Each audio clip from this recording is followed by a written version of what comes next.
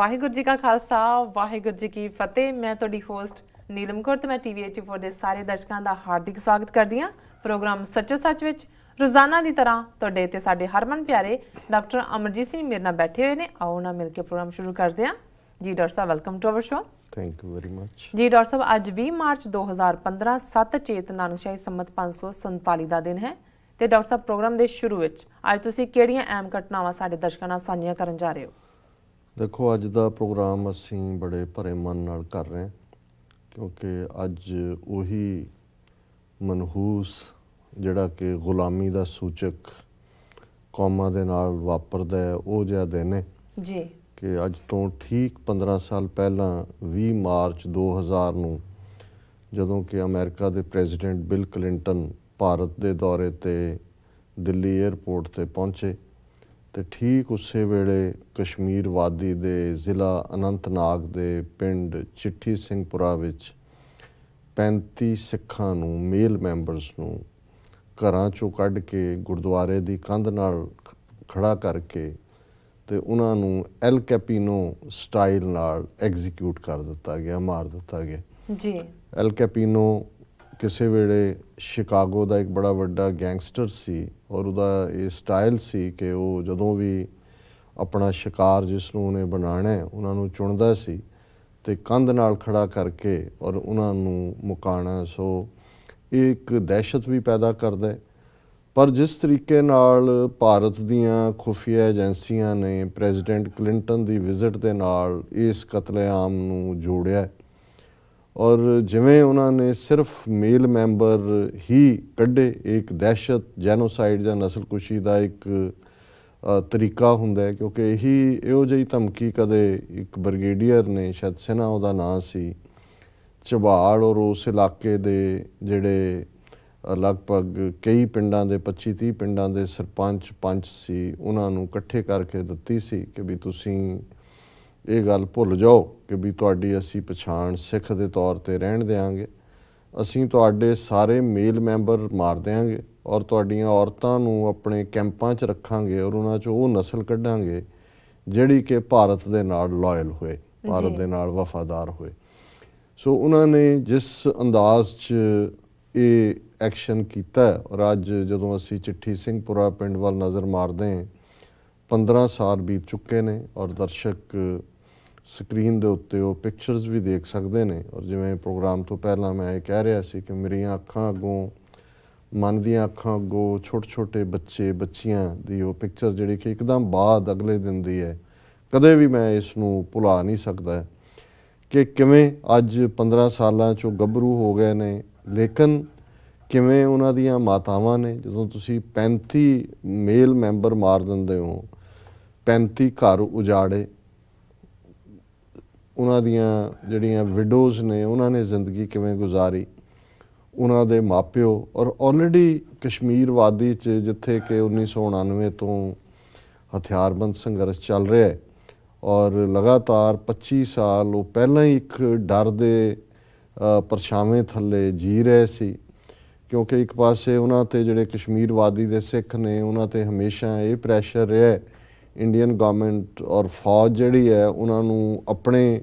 ਮਕਸਦ ਲਈ ਵਰਤਣਾ ਚਾਹੁੰਦੀ ਹੈ, ਪਰ ਉਹ ਬੇਸ਼ੱਕ ਉਹ ਕਸ਼ਮੀਰ ਦੇ ਵਿੱਚ ਆਪਣਾ ਇੱਕ ਅੱਡ ਧਰਮ ਸਿੱਖ ਧਰਮ ਨੂੰ ਬੜੀ ਮਜ਼ਬੂਤੀ ਨਾਲ ਪਿਛਲੀਆਂ 5 ਸਦੀਆਂ ਤੋਂ ਅਪਣਾਏ ਹੋਏ ਨੇ ਜੀ, ਪਰ ਉਹ ਆਪਣੀ ਧਰਤੀ ਦੇ ਲੋਕਾਂ ਨਾਲ, ਆਪਣੇ ਧਰਤੀ ਦੇ ਲੋਕਾਂ ਦੇ ਕੌਜ਼ ਨਾਲ ਉਹਨਾਂ ਨੇ ਕਦੇ ਬੇਵਫਾਈ ਨਹੀਂ ਕੀਤੀ। ਇਸ ਲਈ ਉਹਨਾਂ ਨੇ ਫੌਜ ਦੇ ਸਾਰੇ ਯਤਨਾਂ ਦੇ ਬਾਵਜੂਦ ਕਦੇ ਉਹਨਾਂ ਦੀ ਏਜੰਟੀ ਨਹੀਂ ਕੀਤੀ। ਦੂਸਰੇ ਪਾਸੇ ਜਿਹੜੇ ਕਸ਼ਮੀਰੀ ਜੁਝਾਰੂ ਇਹ ਸਾਰੇ ਪੀਰੀਅਡ 'ਚ ਰਹੇ ਨੇ ਉਹ ਉਹਨਾਂ ਦਾ ਸਤਿਕਾਰ ਵੀ ਕਰਦੇ ਨੇ ਕਿਉਂਕਿ ਉਹ ਸਮਝਦੇ ਨੇ ਕਿ ਭਾਈ ਇਹਨਾਂ ਨੇ ਇਸ ਸਭ ਦੇ ਬਾਵਜੂਦ ਕਿ ਇਹਨਾਂ 'ਤੇ ਕਿੰਨਾ ਪ੍ਰੈਸ਼ਰ ਹੈ, ਇਹਨਾਂ ਨੇ ਕਦੇ ਵੀ ਆਪਣੀ ਇਸ ਧਰਤੀ ਦੇ ਕੌਜ਼ ਨੂੰ ਪਿੱਠ ਨਹੀਂ ਦਿਖਾਈ ਹੈ ਕਿਉਂਕਿ ਲਗਾਤਾਰਤਾ ਨਾਲ ਫੌਜ ਦਾ ਇਹ ਯਤਨ ਰਿਹਾ ਹੈ ਵੀ ਇਹਨਾਂ ਸਿੱਖਾਂ ਨੂੰ ਆਰਮਡ ਕਰੋ, ਹਥਿਆਰ ਦਿਓ ਤਾਂ ਕਿ ਉਹ ਉਹਨਾਂ ਨੂੰ ਵਰਤਣਾ ਚਾਹੁੰਦੇ ਸੀ ਕਸ਼ਮੀਰੀ ਜੁਝਾਰੂਆਂ ਦੇ ਖਿਲਾਫ। ਔਰ ਇਹੀ ਕਾਰਨ ਸੀ ਕਿ ਜਦੋਂ ਇਹ 20 ਮਾਰਚ ਦੀ ਰਾਤ ਨੂੰ ਇਹ ਕੁਕਰਮ ਭਾਰਤ ਦੀਆਂ ਖੁਫੀਆ ਏਜੰਸੀਆਂ ਨੇ, ਉਸ ਵੇਲੇ ਦੀ ਸਰਕਾਰ ਅਟਲ ਬਿਹਾਰੀ ਵਾਜਪਾਈ ਦੀ, ਔਰ ਜਦੋਂ ਤੁਸੀਂ ਦੇਖਦੇ ਹੋ ਕਿ ਇਸ ਲੈਵਲ ਦਾ ਕੋਈ ਐਕਸ਼ਨ ਈਵਨ ਲੋਕਲੀ ਪਲਾਨ ਨਹੀਂ ਕੀਤਾ ਜਾਂਦਾ, ਫਾਰੂਕ ਅਬਦੁੱਲਾ ਉਸ ਵੇਲੇ ਜੰਮੂ ਕਸ਼ਮੀਰ ਦਾ ਮੁੱਖ ਮੰਤਰੀ ਸੀ ਔਰ ਉਹਨੇ ਬਾਅਦ 'ਚ ਇੱਕ ਇੰਟਰਵਿਊ ਦੇ ਵਿੱਚ ਕਿਹਾ ਵੀ ਸੀ ਜਦੋਂ ਕੁਰਸੀ ਚਲੀ ਗਈ ਜੀ ਕਿ ਮੈਂ ਇਹ ਸਾਰੇ ਵਾਕਿਆ ਦੀ CBI ਇਨਕੁਆਇਰੀ ਕਰਨ ਲਈ ਵੀ ਕਿਹਾ, ਪਰ ਉਹ ਵੀ ਹਕੂਮਤ ਮੰਨੀ ਨਹੀਂ ਸੀ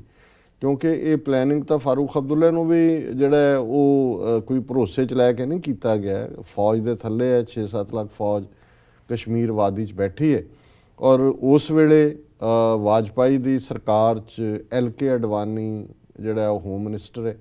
ਇਹ ਉਹੀ ਅਡਵਾਨੀ ਹੈ ਜਿਹੜਾ ਆਪਣੀ ਕਿਤਾਬ ਦੇ ਵਿੱਚ ਸੰਤ ਭਿੰਡਰਾਂ ਵਾਲਿਆਂ ਨੂੰ ਪਸਮਾਸੁਰ ਰਾਖਸ਼ ਦੇ ਨਾਲ ਤੁਲਨਾ ਦਿੰਦਾ ਹੈ, ਜਿਹੜਾ ਉਸ ਕਿਤਾਬ ਦੇ ਵਿੱਚ ਇਹ ਬੋਸਟ ਕਰਦਾ ਹੈ ਕਿ ਉਹਨੇ ਹੀ ਇੰਦਰਾ ਗਾਂਧੀ ਨੂੰ ਆਪਣੀ ਪਾਰਲੀਮੈਂਟ ਸਪੀਚ ਦੇ ਰਾਹੀਂ ਤਿਆਰ ਕੀਤਾ ਕਿ ਉਹ ਦਰਬਾਰ ਸਾਹਿਬ ਦੇ ਅੰਦਰ ਫੌਜ ਭੇਜੇ। ਔਰ ਦੂਸਰੇ ਜਿਹੜੇ ਇਸ ਸਾਰੀ ਕੈਬਨਿਟ ਦੇ ਕੀ ਡਿਸੀਜਨ ਮੇਕਰ ਨੇ ਜਿਨ੍ਹਾਂ ਨੇ ਕਲਿੰਟਨ ਦੀ ਇਸ ਵਿਜ਼ਿਟ ਦੇ ਦੌਰਾਨ ਸੈਂਟਰਲ ਰੋਲ ਅਦਾ ਕੀਤਾ, ਉਹਨਾਂ ਦੇ ਵਿੱਚ parliamentary affairs minister Pramod Mahajan ਜਿਹੜਾ ਵਾਜਪਾਈ ਔਰ ਅਡਵਾਨੀ ਦੇ ਬੜਾ ਨੇੜੇ ਸੀ,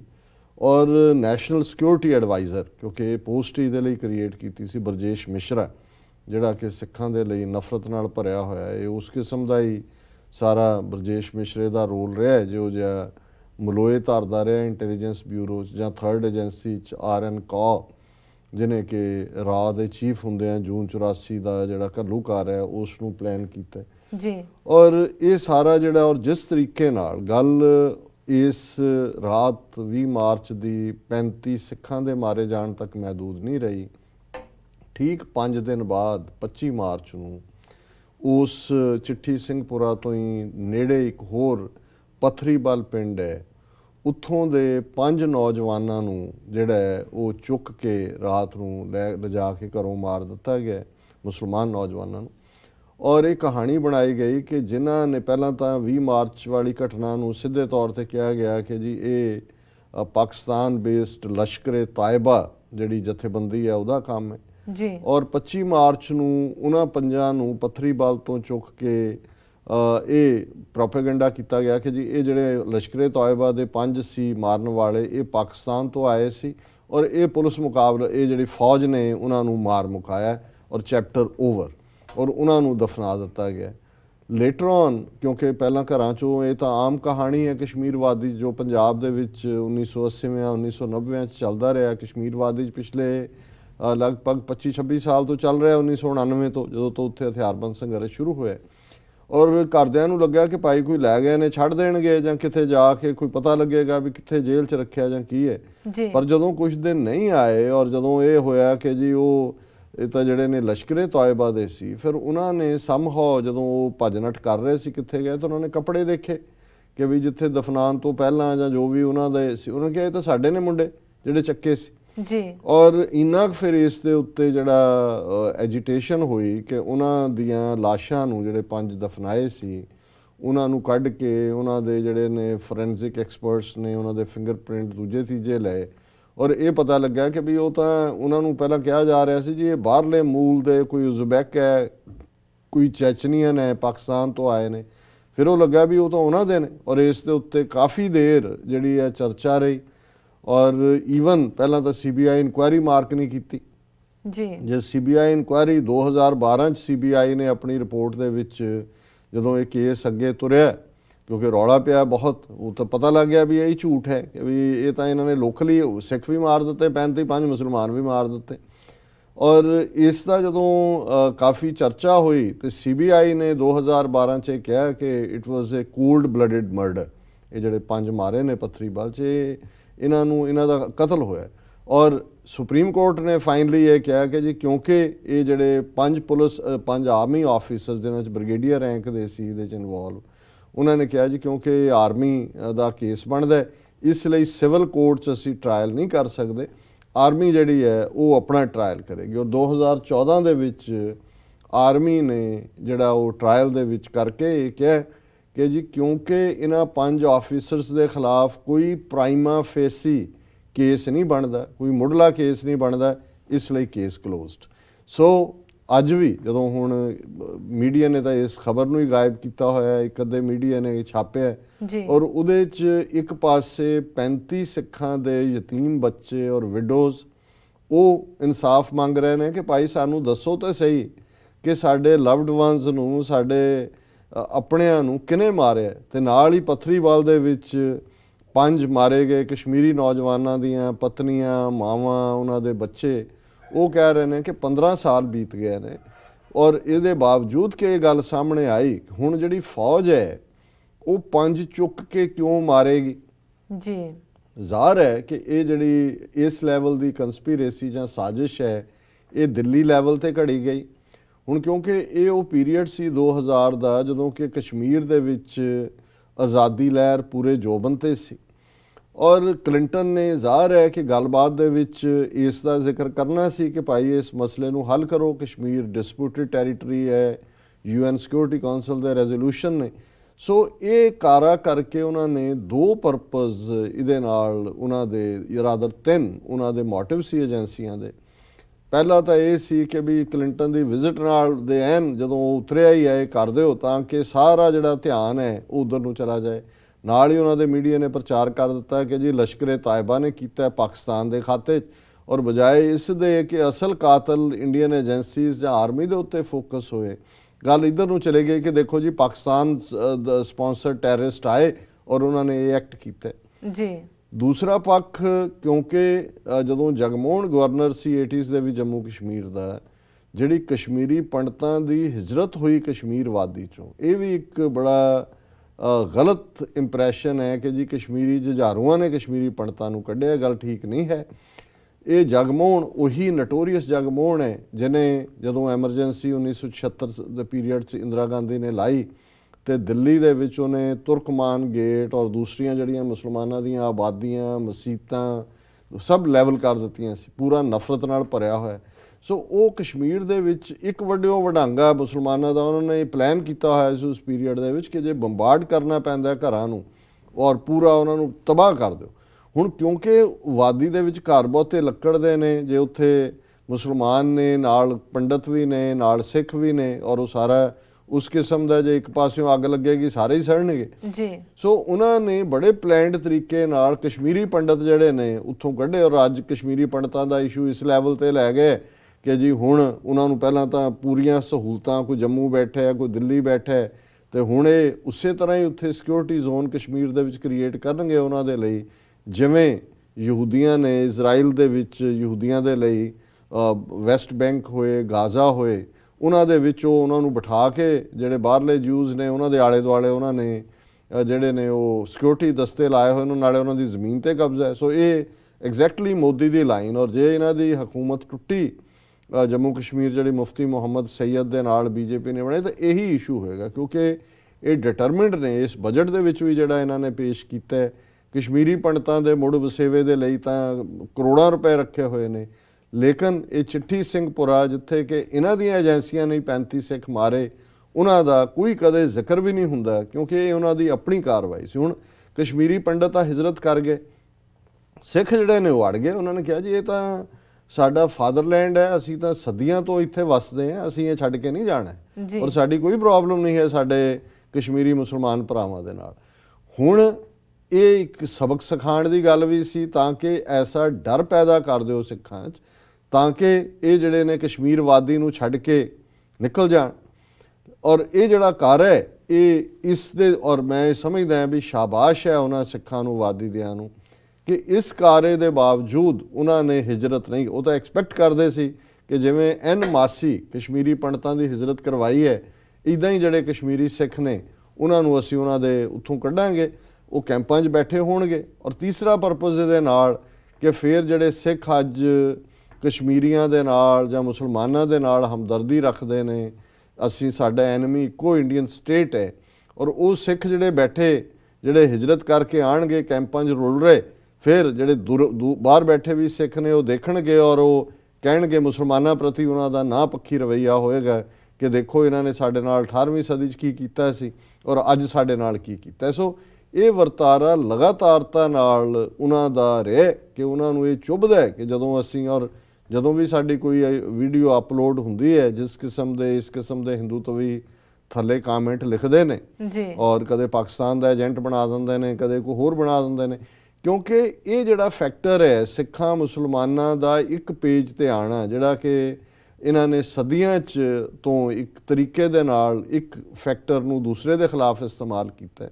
ਔਰ ਇਹ ਜਦੋਂ ਅਸੀਂ ਜੂਲੀਅਸ ਰਿਬੈਰੋ ਦੀ ਗੱਲ ਕਰਦੇ ਹਾਂ, ਜਿਹੜਾ ਉਹਨੇ ਇੰਡੀਅਨ ਐਕਸਪ੍ਰੈਸ ਕਿਹਾ ਕਿ ਜੀ ਮੈਂ ਅੱਜ ਇੱਕ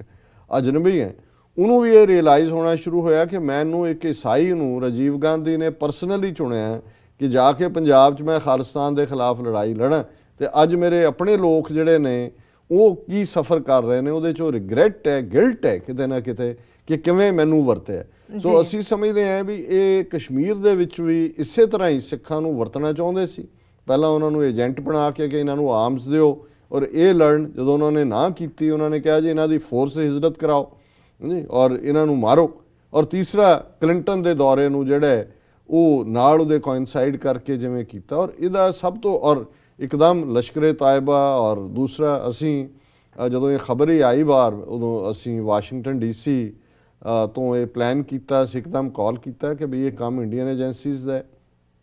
ਅਗਲੇ ਦਿਨ ਹੀ ਅਸੀਂ ਇੱਥੇ ਨਿਊਯਾਰਕ 'ਚ ਇੰਡੀਅਨ ਕੌਂਸੂਲੇਟ ਦੇ ਬਾਹਰ ਜਿਹੜਾ ਉਹ ਪ੍ਰੋਟੈਸਟ ਰੱਖਿਆ। ਔਰ ਸਾਡੀ ਹੈਰਾਨੀ ਦੀ ਹੱਦ ਨਾ ਰਹੀ ਕਿ ਉਦੋਂ ਹੀ ਦੁਪਹਿਰ ਤੋਂ ਬਾਅਦ ਮੈਨੂੰ ਇੱਕ ਐਕਟਿਵਿਸਟ ਜਿਹੜੇ ਨਿਊਯਾਰਕ ਦੇ ਸੀ,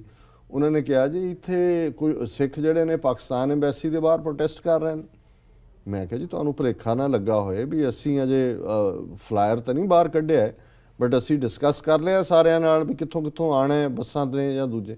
ਉਹ ਕਹਿੰਦੇ ਜੀ ਮੈਂ ਤੁਹਾਨੂੰ ਫਲਾਇਰ ਦੱਸਦਾ। ਉਹ ਜਦੋਂ ਭੇਜਿਆ ਫਲਾਇਰ, ਉਹਦੇ 'ਚ ਮੈਂ ਦੇਖਿਆ ਵੀ 6-7 ਨਾਵਾਂ 'ਚੋਂ 4-5 ਸਿੱਖ ਨਾਂ। ਔਰ ਸਿੱਖ ਨਾਵਾਂ 'ਚ ਮੈਂ ਕਿਹਾ ਜੀ, ਮੈਂ ਉਹਨਾਂ ਦੇ ਮੈਂ ਨੰਬਰ ਤਾਂ ਨਹੀਂ ਡਾਇਲ ਕੀਤੇ ਜਿੱਥੋਂ ਦੇ ਸੀ। ਉਹਨਾਂ ਨੇ ਮੈਨੂੰ ਕਿਹਾ ਜੀ ਇਹ ਤਾਂ ਰਾਸ਼ਟਰੀ ਸਿੱਖ ਸੰਗਤ ਦੇ ਬੰਦੇ ਨੇ, ਜਿਹੜਾ RSS ਦੀ ਆਊਟਫਿਟ ਹੈ। ਔਰ ਕਸ਼ਮੀਰਾ ਸਿੰਘ ਗੜਾ ਰੋਡ ਜਲੰਧਰ ਵਾਲਾ ਕਿ ਵੀ ਉਹ ਇੱਥੇ ਆਇਆ ਹੋਇਆ, ਉਹਨੇ ਵੀ ਪ੍ਰੋਟੈਸਟ ਦੇ ਵਿੱਚ ਆਣਾ। ਸਾਨੂੰ ਇੱਕਦਮ, ਕਿਉਂਕਿ ਪਹਿਲਾਂ ਤਾਂ ਸਾਨੂੰ ਪਹਿਲਾਂ ਹੀ ਪਤਾ ਸੀ ਕਿ ਵੀ ਕੰਮ ਇਹਨਾਂ ਦਾ ਹੀ ਏਜੰਸੀਆਂ ਦਾ, ਇਹ ਗੱਲ ਬਿਲਕੁਲ ਕਲੀਅਰ ਹੋ ਗਈ ਕਿ ਵੀ ਉੱਥੇ ਜੋ ਇਹਨਾਂ ਨੇ ਇੱਕ ਕੁਕਰਮ ਕੀਤਾ ਹੈ 35 ਸਿੱਖਾਂ ਦਾ ਕੋਲਡ ਬਲੱਡਡ ਮਰਡਰ, ਇਹ ਹੁਣ ਪਾਕਿਸਤਾਨ ਦੇ ਖਾਤੇ 'ਚ ਪਾਉਣ ਲਈ, ਤਾਂ ਕਿ ਕਿਉਂਕਿ ਅਸੀਂ ਪਿਕ ਕਰ ਲਿਆ ਸੀ ਕਿ ਇੰਡੀਅਨ ਏਜੰਸੀਆਂ ਦਾ ਕੰਮ ਹੈ, ਅਸੀਂ ਫਿਰ ਆਪਣੇ ਢੰਗ ਨਾਲ ਇਹਨੂੰ ਹੈਂਡਲ ਕੀਤਾ। ਪਹਿਲਾਂ ਤਾਂ ਉਹਨਾਂ ਨੂੰ ਦੌੜਾਇਆ ਜਿਹੜੇ ਸਿੱਖ ਨਾਵਾਂ ਵਾਲੇ ਸੀ, ਉਹਨਾਂ ਨੂੰ ਕਾਲਾਂ ਕਰਵਾ ਕੇ, ਔਰ ਫਿਰ ਅਸੀਂ ਇਸ ਗੱਲ ਨੂੰ ਯਕੀਨੀ ਬਣਾਇਆ ਵੀ ਕਿਉਂਕਿ ਇੰਡੀਅਨ ਕੌਂਸੂਲੇਟ ਔਰ ਪਾਕਿਸਤਾਨੀ ਕੌਂਸੂਲੇਟ ਨਾਲ ਹੀ ਨੇ ਨਿਊਯਾਰਕ, ਕਿ ਇੱਕ ਵੱਡੀ ਗੈਦਰਿੰਗ ਹੋਏ। ਅਸੀਂ ਕੁਛ ਦਿਨਾਂ ਦੇ ਨੋਟਿਸ ਤੇ, ਲਗਭਗ ਸ਼ਾਇਦ 2 ਦਿਨ ਦਾ ਹੀ ਨੋਟਿਸ ਸੀ, 1000 ਤੋਂ ਜ਼ਿਆਦਾ ਸਿੱਖ ਜਿਹੜੇ ਨੇ ਉਹ ਇੰਡੀਅਨ ਕੌਂਸੂਲੇਟ ਦੇ ਬਾਹਰ ਸੀ। ਉਹ 35 ਜਿਹੜੇ ਨੇ ਉਹ ਇਕੱਠੇ ਕਰਕੇ ਲਿਆਏ, ਉਹਨਾਂ 'ਚ 2 ਪੱਗਾਂ ਵਾਲੇ ਸੀ, ਉਹਨਾਂ ਦੇ ਵਿੱਚੋਂ ਵੀ ਸਾਡੇ ਪ੍ਰੋਟੈਸਟ 'ਚ ਜਾ ਕੇ ਉਹਨਾਂ ਨੂੰ ਕਹੇਗਾ ਪੱਗ ਲਾ ਇੱਧਰ ਫੜਾ ਦੇ, ਤੇ ਉਹਨਾਂ ਨੂੰ ਵੀ ਦੌੜਾ ਦਿੱਤਾ। ਸੋ ਜ਼ਾਹਰ ਹੈ ਕਿ ਇਹ ਜਿਸ ਔਰ ਕਸ਼ਮੀਰਾ ਜਿਹੜਾ ਇਹਨਾਂ ਦਾ ਪੂਰਾ ਟਾਊਟ ਹੈ ਜੀ, ਸੋ ਇਹ ਵਰਤਣਾ ਚਾਹੁੰਦੇ ਸੀ ਇਸ ਇਨਸੀਡੈਂਟ ਨੂੰ ਬਾਹਰ ਵੀ ਸਿੱਖਾਂ ਦੇ ਵਿੱਚ ਇੱਕ ਪਾੜਾ ਪਾਉਣ ਲਈ, ਸਿੱਖਾਂ ਮੁਸਲਮਾਨਾਂ ਦੇ ਵਿੱਚ। ਲੇਕਿਨ ਇਹ ਪਾਰਟ ਸਿੱਖ ਕਮਿਊਨਿਟੀ ਦੇ ਪਾਰਟ ਤੋਂ ਅਸੀਂ ਨੂੰ ਜਿਹੜਾ ਉਹ ਟੈਕਲ ਕੀਤਾ। ਔਰ ਇਹਦਾ ਜਿਹੜਾ ਸਭ ਤੋਂ ਵੱਡਾ ਸਬੂਤ ਫਿਰ ਸਾਹਮਣੇ ਆਇਆ ਫॉर ਹਿਸਟੋਰੀਕਲ ਟਰੂਥ ਕਿ ਵੀ ਕੀ ਹੈ। ਉਸ ਵੇਲੇ ਪ੍ਰੈਜ਼ੀਡੈਂਟ ਕਲਿੰਟਨ ਦੀ ਜਿਹੜੀ ਸੈਕਟਰੀ ਆਫ ਸਟੇਟ ਸੀ, ਜਿਹਨੂੰ ਵਿਦੇਸ਼ ਮੰਤਰੀ ਕਿਹਾ ਜਾਂਦਾ ਹੈ, ਉਹ ਮੈਡਲਿਨ ਐਲਬਰਾਈਟ ਸੀ। ਬੜੀ ਉਹਦਾ ਪਿਓ ਵੀ ਮੈਡਲਿਨ ਐਲਬਰਾਈਟ ਦਾ ਬੜਾ ਫੇਮਸ ਡਿਪਲੋਮੈਟ ਰਿਹਾ, ਉਹਨੇ ਕਸ਼ਮੀਰ ਦੇ ਉੱਤੇ ਕਿਤਾਬ ਵੀ ਲਿਖੀ ਹੋਈ ਸੀ। ਸੋ ਉਹਨੇ ਕਿਤਾਬ ਲਿਖੀ ਰਿਟਾਇਰਮੈਂਟ ਤੋਂ ਬਾਅਦ, ਉਹਦੀ ਪਹਿਲੀ ਟਰਮ ਜਦੋਂ ਖਤਮ ਹੋਈ ਤਾਂ ਉਸ ਕਿਤਾਬ ਦਾ ਨਾਮ ਉਹਨੇ ਰੱਖਿਆ ਮਾਈਟੀ ਐਂਡ ਐਲਮਾਈਟੀ। ਹੁਣ ਉਸ ਕਿਤਾਬ ਦੇ ਵਿੱਚ ਜਿਹੜਾ ਮੁੱਖ ਬੰਦ ਹੈ, ਜਿਹਨੂੰ ਫੋਰਵਰਡ ਕਹਿੰਦੇ ਨੇ, ਉਹ ਪ੍ਰੈਜ਼ੀਡੈਂਟ ਕਲਿੰਟਨ ਨੇ ਲਿਖਿਆ। ਔਰ ਪ੍ਰੈਜ਼ੀਡੈਂਟ ਕਲਿੰਟਨ ਨੇ ਇਸ ਕਿਤਾਬ ਦੇ ਮੁੱਖ ਬੰਦ ਦੇ ਵਿੱਚ ਕਿਹਾ ਕਿ ਵੀ ਮੈਂ ਜਦੋਂ 20 ਮਾਰਚ ਨੂੰ ਦਿੱਲੀ ਉਤਰਿਆ ਤੇ ਉਸ ਵੇਲੇ ਕਸ਼ਮੀਰ ਵਾਦੀ ਦੇ ਇੱਕ ਪਿੰਡ ਦੇ ਵਿੱਚ 35 ਸਿੱਖਾਂ ਦਾ ਹਿੰਦੂ ਦਹਿਸ਼ਤਗਰਦਾਂ ਨੇ ਕਤਲੇਆਮ ਕੀਤਾ। ਮੈਨੂੰ ਪਤਾ ਸੀ ਕਿ ਇਹ ਵਾਪਰ ਸਕਦਾ ਹੈ, ਲੇਕਿਨ ਕਿਉਂਕਿ ਇੱਕ ਦੇਸ਼ ਦਾ ਪ੍ਰੈਜ਼ੀਡੈਂਟ ਹੋਣ ਦੇ ਨਾਤੇ ਸਾਡੀ ਜ਼ਿੰਮੇਵਾਰੀ ਹੈ ਕਿ ਅਸੀਂ, ਉਹ ਅੱਗੇ ਉਹਨੇ ਆਪਣੀ ਕਹਾਣੀ ਕਹੀ ਜੀ। ਪਰ ਹੁਣ ਜਦੋਂ ਅਮਰੀਕਨ ਪ੍ਰੈਜ਼ੀਡੈਂਟ ਇਸ ਲੈਵਲ ਦੀ ਐਕੂਜ਼ੇਸ਼ਨ ਕਰਦਾ ਹੈ, ਪਾਕਿਸਤਾਨ ਅਮਰੀਕਨ ਪ੍ਰੈਜ਼ੀਡੈਂਟ ਨੂੰ ਤਾਂ ਕੋਈ ਭੁਲੇਖਾ ਨਹੀਂ ਹੈ ਵੀ ਇਹ ਕਿਹਨੇ ਕੀਤਾ। ਸੋ ਜ਼ਾਹਰ ਹੈ ਕਿਉਂਕਿ ਇਹਨਾਂ ਦੀ ਆਪਣੀਆਂ ਐਮਬੈਸੀਜ਼ ਦੇ ਵਿੱਚ ਇਹਨਾਂ ਦੇ ਆਪਣੇ ਸਪਾਈ ਹੁੰਦੇ ਨੇ, ਆਪਣੇ ਜਸੂਸ ਹੁੰਦੇ ਨੇ, ਜਾਣਕਾਰੀ ਕਲੈਕਟ ਕਰਦੇ ਨੇ। ਸੋ ਕਿਉਂਕਿ ਇਹ ਗੱਲ ਜਿਨ੍ਹਾਂ ਨੇ 35 ਸਿੱਖਾਂ ਨੂੰ ਮਾਰਿਆ ਉਹ ਇੰਡੀਅਨ ਆਰਮੀ ਯੂਨੀਫਾਰਮ ਦੇ ਵਿੱਚ ਸੀ। ਹੁਣ ਜਿਹੜੇ ਸਿੱਖਾਂ ਨੂੰ ਕੰਧ ਦੇ ਨਾਲ ਖੜਾ ਕਰਕੇ ਮਾਰਿਆ ਗਿਆ ਆਪਣੇ ਵੱਲ, ਉਹ 36 ਸੀ। ਉਹਨਾਂ ਦੇ ਵਿੱਚ 35 ਮਰ ਗਏ। ਇੱਕ ਨਾਨਕ ਸਿੰਘ ਨਾਂ ਦਾ ਜਿਹੜਾ ਉਹ ਸਰਵਾਈਵ ਕੀਤਾ ਕਿਉਂਕਿ ਉਹਨੇ ਜਦੋਂ ਹੀ ਗੋਲੀਆਂ ਚੱਲੀਆਂ ਉਹ ਪਹਿਲਾਂ ਹੀ ਥੱਲੇ ਡਿੱਗ ਪਿਆ। ਸੋ ਉਹਨਾਂ ਨੇ ਬਹੁਤਿਆਂ ਨੂੰ ਹਿਲਾ ਹਲੂ ਕੇ ਦੇਖਿਆ, ਉਹਨਾਂ ਨੇ ਸਮਝਿਆ ਵੀ ਸਾਰੇ ਮਾਰੇ ਗਏ ਨੇ। ਹੁਣ ਉਹ ਨਾਨਕ ਸਿੰਘ ਜਿਸ ਨੂੰ ਬਹੁਤੀ ਦੇਰ ਤਾਂ ਉਹਨਾਂ ਨੇ ਬਾਹਰ ਹੀ ਨਹੀਂ ਕਿ ਉਹਨੇ ਕਿਹਾ ਜੀ ਕਿ ਉਹ ਜਿਹੜੀ ਬੋਲੀ ਬੋਲ ਰਹੇ ਸੀ ਉਹ ਡੋਗਰੀ ਵੀ ਸੀ, ਲੋਕਲੀ ਜ਼ਬਾਨ ਸੀ, ਔਰ ਉਹ ਭਾਰਤੀ ਫੌਜ ਦੇ ਲੱਗ ਉਹਨੇ ਸਿੱਖ ਮੀਡੀਆ ਨੂੰ ਵੀ ਇਹ ਕਿਹਾ ਜਿਹੜੀਆਂ ਉੱਥੇ ਇਨਵੈਸਟੀਗੇਟਿਵ ਟੀਮਸ ਗਈਆਂ, IHRO ਦੀ ਇਨਵੈਸਟੀਗੇਟਿਵ ਟੀਮ ਗਈ, ਜਸਟਿਸ ਅਜੀਜ਼ ਪੰਜਾਬ ਹਿਊਮਨ ਰਾਈਟਸ ਆਰਗੇਨਾਈਜੇਸ਼ਨ ਦੀ ਗਈ ਜੀ। ਔਰ ਇਹ ਨਾਨਕ ਸਿੰਘ ਦੀ ਟੈਸਟੀਮਨੀ ਹੈ ਵੀ ਸਾਰੇ ਪੀਰੀਅਡ 'ਚ ਇੱਕ ਵਾਰ ਮੈਨੂੰ ਜਿਹੜੇ 2010 'ਚ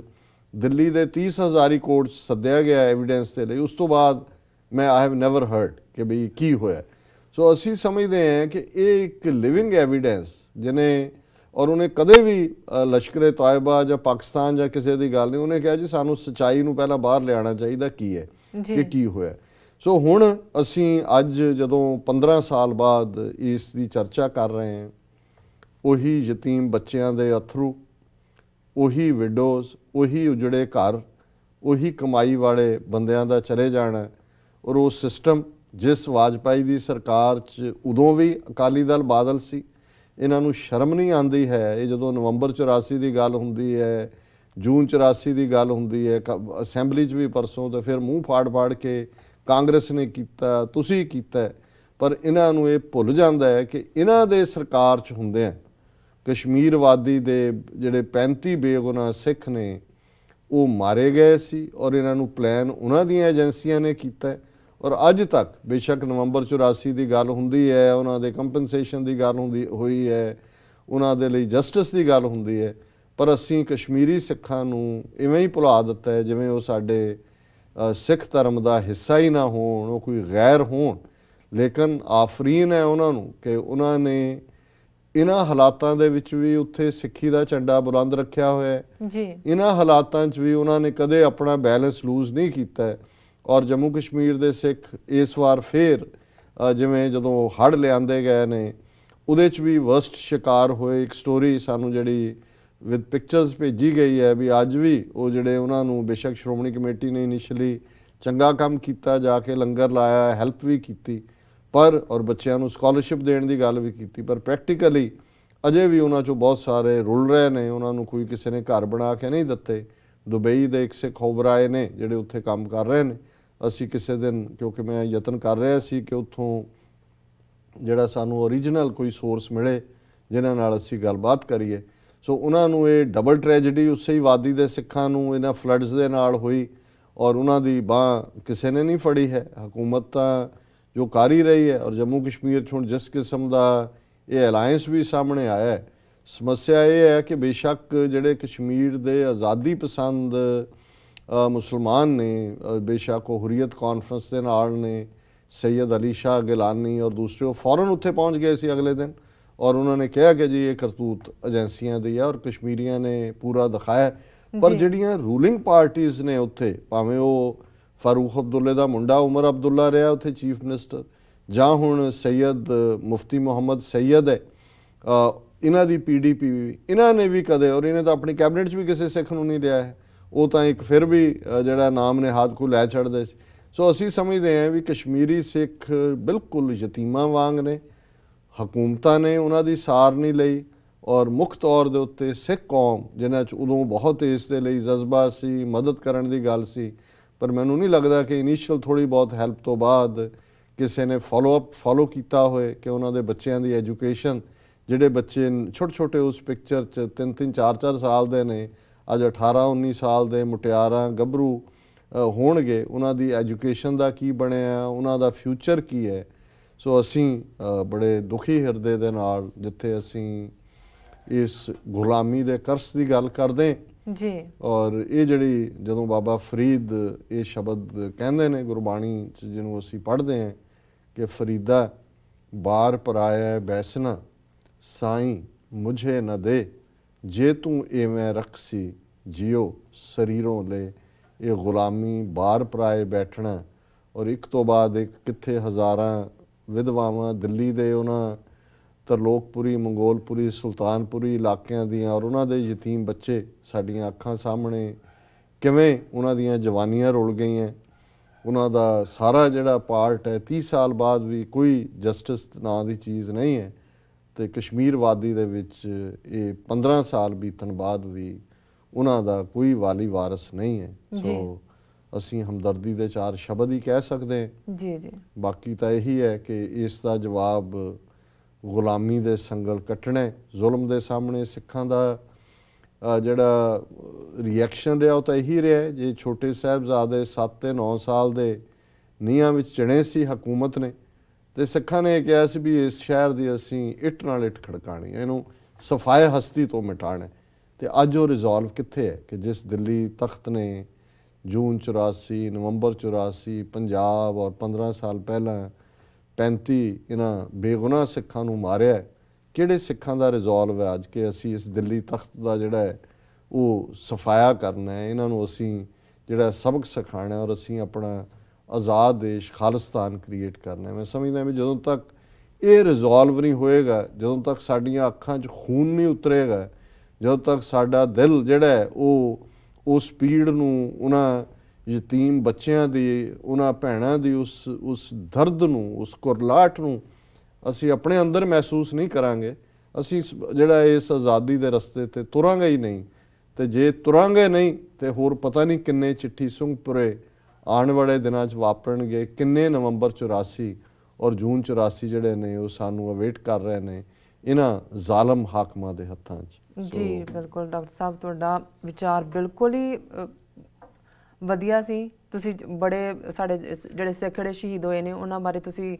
ਆਪਣੇ ਵਿਚਾਰ ਦਿੱਤੇ ਨੇ, ਇਸ ਬਾਰੇ ਤੁਹਾਡਾ ਬਹੁਤ ਬਹੁਤ ਧੰਨਵਾਦ। ਇਸ ਦੇ ਨਾਲ ਲੈਣੇ ਆ ਬ੍ਰੇਕ। ਵੀਅਰਸ ਤੁਸੀਂ ਕਿਤੇ ਨਹੀਂ ਜਾਣਾ, ਮਿਲਦੇ ਆ ਆਫਟਰ ਦਿਸ ਸ਼ਾਰਟ ਬ੍ਰੇਕ।